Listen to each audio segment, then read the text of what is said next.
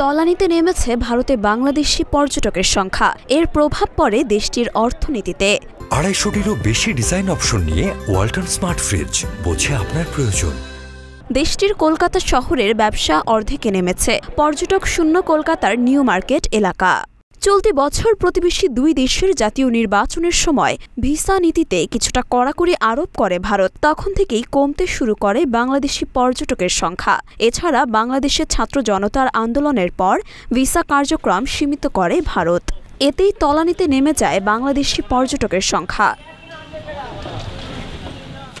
পরিসংখ্যান বলছে 2023 সালে ভারতে আগের বছরগুলোর তুলনায় 48% হারে বেড়েছিল বাংলাদেশি পর্যটকের সংখ্যা। এতে পর্যটক নির্ভর অর্থনীতিও ফুলে ফেঁপে উঠতে শুরু করে।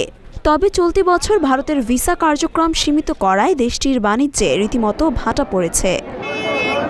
মরিয়ম মিম, ঢাকা পোস্ট।